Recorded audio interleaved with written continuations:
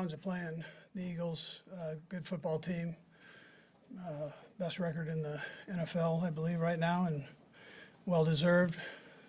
Coach Sirianni's done a good job. They got good players. Their offense is tough. Brian does a heck of a job coordinating that thing, and then Sean does a great job with that defense. So they're playing good football right now. Look forward to coming here to Arrowhead and playing the game. It should be electric, and I know our fans will welcome them in. So anyways, with that, time's yours. Andy, what is it like just going up against that organization you know so well? Yeah, well, it's a well-run organization. Howie Roseman has done a nice job. I'm so close with a lot of those people there, so they do a nice job. Jeffrey Lurie starts with him, so you're familiar with it. But again, once the game gets on, then it's the game.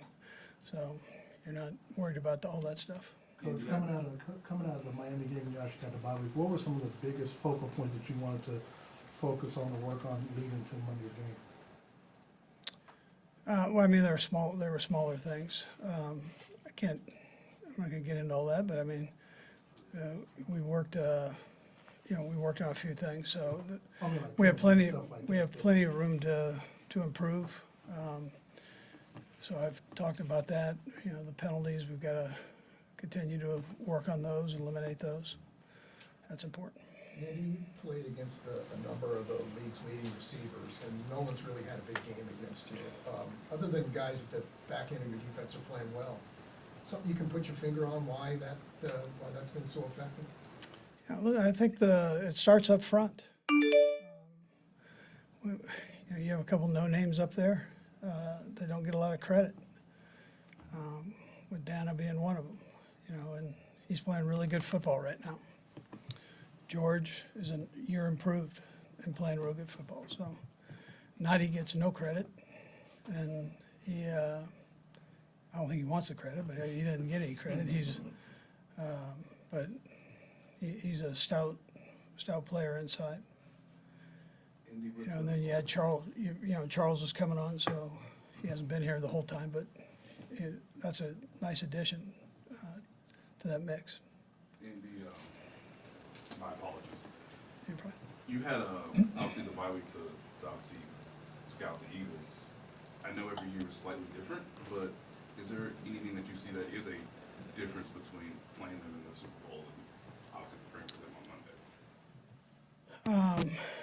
No, I wouldn't say there's much difference.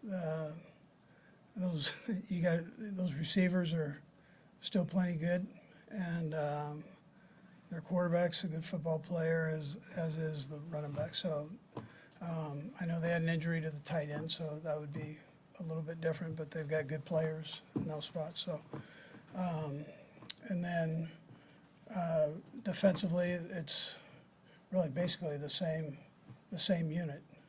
A couple of those guys are a little bit older, but you can't tell. So 91 and 55 were there when I was there, and they are like, they seem to get better with age. Coach, I know Chris is probably the first one to tell you, he lost his cool in the game against Miami, but he's had several games without a sack. We're going to talk to him. Do you sense some frustration kind of building? He started so hot so quick, and now it's kind of gone dry. Is he getting a little frustrated? Well, I mean, you're going to ask him that, but I don't sense that. He knows that they slide the line to him, and so when I mention these other guys, and they chip him and all that. So when I mention these other guys, they're getting the benefit of him being doubled or chipped, and they're taking advantage of that. But Chris will get his when it's all said and done. He does so much for us, that attitude-wise and play-wise. So. And circling back to Adam's question about being able to take away the top receivers on the other team, L'Jarius has obviously been a big part of that. He's had 7 flags over the last 3 games for either interference or holding. Is he kind of feel like a marked guy right now just because he does play pretty physical? Yeah, listen, I mean, I can't really answer that. all the way. I wouldn't say he's marked, but I'll leave it at that. I don't, Andy, when you look at first half and second half offensive numbers, is that something you chalk up to coincidence? Do you study the reasons why maybe there's a pretty big contrast there? say again. Just your first half offensive numbers and your second half offensive numbers? Yeah, I mean, listen, Fraze, I give credit to Fraze because he does all that. And he's on top of all that all the time. So, no, I can't tell you exactly why, but he probably could, but I'm not going to let him talk to you. And one of the things that the Eagles and yourself, your guys' team, good teams win close games, and the Eagles have shown that a lot this year. Is there a characteristic among teams and maybe about them that allows them to survive a close one at the end? Yeah, they're good. They're just good. I mean, they're well coached and they've got good players.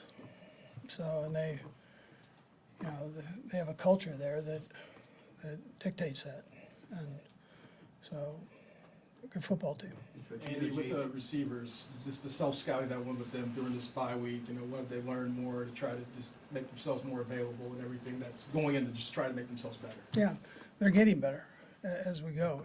I know it's hard to see, but they're getting better. And, you know, we'll just see how it goes forward. I mean, anything I say isn't going to mean anything unless it, you know, they continue to improve. But we're seeing improvement. We just got to keep it going. Coach, in the Super Bowl, Jalen Hurts rushed for 70 yards, setting a record. You guys won, but he was still a major threat making that game close. Is that the same thing that you have to be attuned to when you play them this time, his mobility and how he'll take off and run? And he threw the ball well too. So I mean, it was. Yeah, you've got to look at all that. I mean, he's a strong kid, and that helps him in running. He's fast and strong, hard to bring down, strong in the pocket, and he's got a big arm. So he did well against us. Yeah, good player.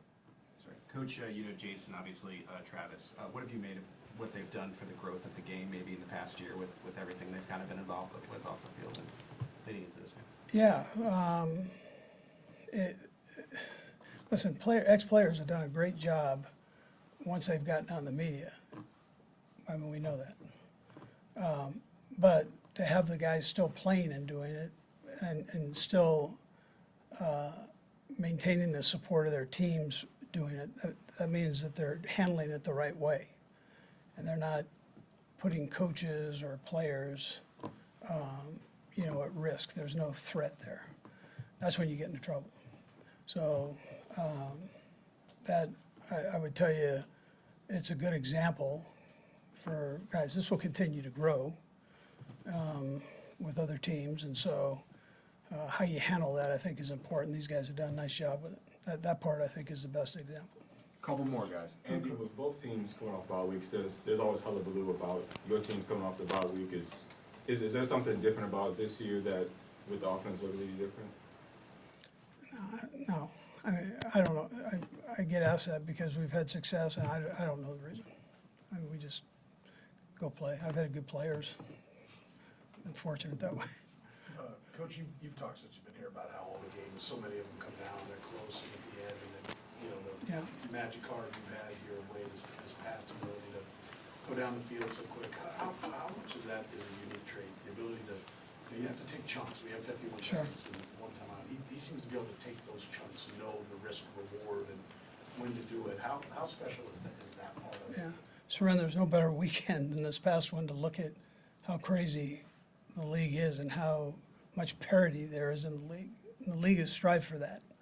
Give every city an opportunity to be successful. And you saw it. I mean, this past weekend was wild. So to have somebody like Pat ends up being a big part of that. I mean, you start looking at the games that are determined by one score. It's ridiculous. Every year it increases and by number there. So to have somebody that can lead like Pat does and play the way he does, rally the guys around him, I think is important. Yeah. Last one, Neil. Coach, how does having a week off for the guys, how does that affect them? And do you expect them to be fresher and feel better coming to practice? Yeah, I think both teams would tell you yes. I mean, a little time off doesn't hurt the guys physically. So and most of them came back in good shape. They didn't just sit on the couch, they worked. So it made sure when they got back here, they could move around well. And sometimes you worry about the big guys, but I thought our guys did a nice job of that. Yeah. All right.